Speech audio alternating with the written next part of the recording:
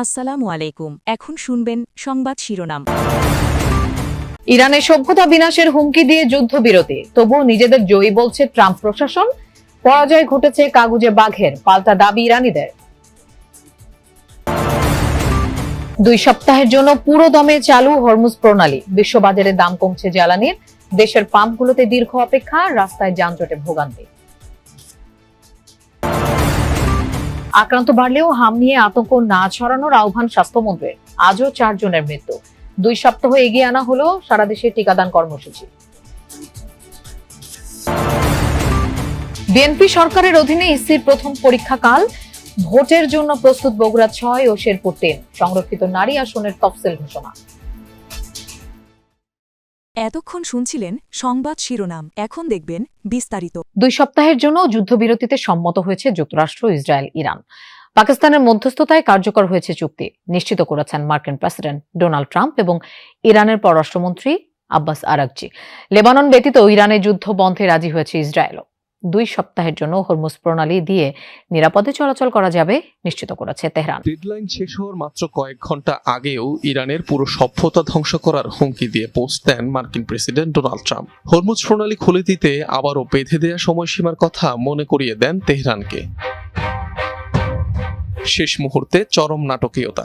নির্ধারিত সময়সীমার আধ ঘন্টা আগে ইরানে হামলা 2 সপ্তাহের জন্য স্থগিতের ঘোষণা দেন মার্কিন প্রেসিডেন্ট। এর কিছুক্ষণ পরই মধ্যস্থতাকারী পাকিস্তানের প্রধানমন্ত্রী শেহবাজ শরীফের এক্স পোস্টে আসে বড় ঘোষণা। জানান যুদ্ধবিরতিতে সম্মত ওয়াশিংটন, ইরান। ট্রাম্প ঘোষিত সময়সীমার মাত্র 10 মিনিট আগে আসে এই সিদ্ধান্ত, যা নিশ্চিত করেছেন ইরানের পররাষ্ট্রমন্ত্রী আব্বাস আরাগচি নিজেও। হোয়াইট হাউস বলছে যুদ্ধ বন্ধ করতে রাজি হয়েছে ইসরায়েলও। অবশ্য প্রধানমন্ত্রী নেতানিয়াহুর কার্যালয় জানিয়েছে ইরানের বিরুদ্ধে মানলেও লেবাননে যুদ্ধবিরতি মানবে না তেল আবিব। যদিও মধ্যস্থতাকারী পাকিস্তানের প্রধানমন্ত্রীর ঘোষণায় দাবি করা হয় লেবাননও এই যুদ্ধবিরতির আওতাধীন। শর্তানুযায়ী আগামী 2 সপ্তাহের জন্য হরমুজ প্রণালী দিয়ে চলাচল করতে পারবে জাহাজ। ইরানের সশস্ত্র বাহিনীর সাথে সমন্বয়ের ভিত্তিতে নিশ্চিত করা হবে নিরাপদ যাতায়াত। তবে যুদ্ধবিরতি চলাকালে নৌরুটটি দিয়ে যাতায়াতকারী জাহাজ থেকে টোল আদায় করবে ইরান ও ওমান, যা ক্ষতিগ্রস্ত অবকাঠামো পুনর্গঠনে খরচ করবে তেহরান। দর্শক, এই বিষয়ে আমরা কথা বলবো। আমাদের সাথে যোগ দিচ্ছেন ভূ রাজনীতি বিশ্লেষক, অবসরপ্রাপ্ত ব্রিগেডিয়ার জেনারেল শামীম কামাল। জনাব শামীম কামাল, আপনাকে স্বাগত জানাচ্ছি দুপুরে বাংলাদেশের আয়োজনে। শুরুতেই যেটি জানতে চাই, ইরান যুক্তরাষ্ট্র যে যুদ্ধবিরতি হলো, এটা কি সত্যিকার অর্থেই শান্তির শুরু নাকি সাময়িক কোনো কৌশলগত বিরতি? আপনাকে অসংখ্য ধন্যবাদ। ইরানের যুদ্ধবিরতির পরপরই বিশ্ববাজারে তেলের দাম কমেছে অন্তত 15%। পরিশোধিত ও অপরিশোধিত উভয় জ্বালানি তেলের দামেই পতন দেখা গেছে। ব্যারেল প্রতি দাম ওঠানামা করছে 92 থেকে $94। চাঙ্গা হয়ে উঠেছে যুক্তরাষ্ট্রের শেয়ার বাজারও। এনভিডিয়া, টেসলা, ইন্টেলের মতো শীর্ষ কোম্পানিগুলোর শেয়ারের দাম বৃদ্ধি পেয়েছে। ঊর্ধ্বমুখী সবকটি সূচক। তবে যুক্তরাষ্ট্রের জ্বালানি প্রতিষ্ঠানগুলোর শেয়ারের দামে এখনো পতনের ধারা অব্যাহত। জাপান, দক্ষিণ কোরিয়া সহ এশিয়ার শেয়ার বাজারেও ইতিবাচক ধারা লক্ষ্য করা গেছে। জ্বালানি তেলের জন্য রাজধানীর পাম্পগুলোর সামনে আজও যানবাহনের দীর্ঘ অপেক্ষা, যা মহাসড়কে বাড়াচ্ছে যানজট, চরম ভোগান্তিতে নগরবাসী। রাজধানীর বিজয় সরণির ট্রাস্ট ফিলিং স্টেশনে তেল নিতে অপেক্ষায় কয়েকশো যানবাহন গাড়ির লাইনে মহাখালী পর্যন্ত ছাড়িয়ে গেছে। তবে পর্যাপ্ত তেল না থাকায় গ্রাহকের চাহিদা পূরণ করা যাচ্ছে না। অনেক ফিলিং স্টেশনেই অকটেন নেই সাইনবোর্ড টানানো। পাম্প মালিকদের অভিযোগ, ডিপো থেকেই আগের তুলনায় কম তেল সরবরাহ করা হচ্ছে। তারা বলছেন সংকটের মূল কারণ প্যানিক বাইং আর মজুদ প্রবণতা। এদিকে পর্যাপ্ত তেল আছে সরকারের এমন দাবির সাথে বাস্তবতার মিল না পেয়ে ক্ষুব্ধ অনেক গ্রাহক। হয়তো বা তেল আছে কিন্তু তেল দিচ্ছে না, এই সমস্যা।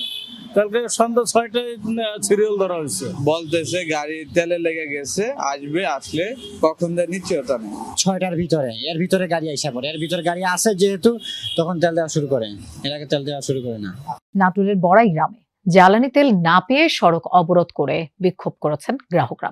গোপনে তেল বিক্রির অভিযোগে পাম্পটিকে জরিমানা করেছে ভ্রাম্যমাণ আদালত। স্থানীয়রা জানায়, পাটোয়ারি ফিলিং স্টেশনে দীর্ঘ সময় অপেক্ষা করেও তেল না পেয়ে ক্ষুব্ধ হয়ে ওঠেন গ্রাহকরা। এক পর্যায়ে পাশের সড়কে অবস্থান নিয়ে বিক্ষোভ করেন তারা। এতে বন্ধ হয়ে যায় যান চলাচল, ভোগান্তিতে পড়েন যাত্রীরা।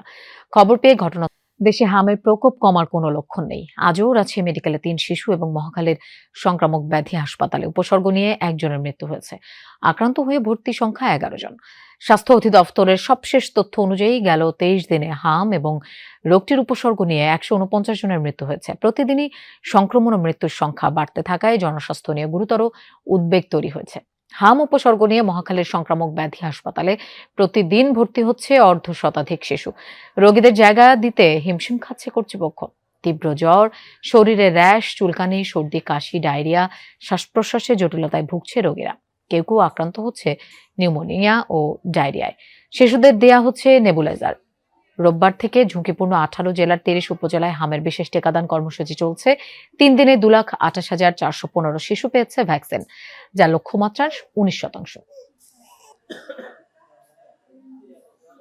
নিউমোনিয়া হয়েছে, হাম হয়েছে, তারপরে অনেক সমস্যা, রক্ত ইনফেকশন।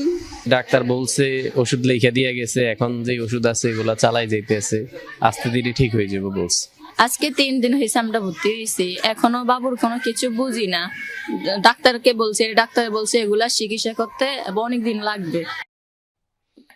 হাম নিয়ে অযথা আতঙ্ক ছড়াবেন না। দেশে রোগটি প্রতিরোধে ভ্যাকসিনের পর্যাপ্ত মজুদ রয়েছে। 20 এপ্রিল থেকে দেশ জুড়ে টিকাদান শুরু হবে।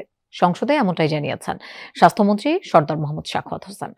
সংসদ অধিবেশনে হাম নিয়ে ব্রাহ্মণবাড়িয়া 2 আসনের এমপি রুমিন ফারহানার প্রশ্নের জবাবে তিনি এসব তথ্য জানান। বলেন, আওয়ামী লীগ এবং অন্তর্বর্তী সরকারের টিকা ব্যবস্থাপনায় শেরপুর 3 আসনে জাতীয় সংসদ নির্বাচন ও বগুড়া 6 আসনের উপনির্বাচনের ভোট গ্রহণ আগামীকাল।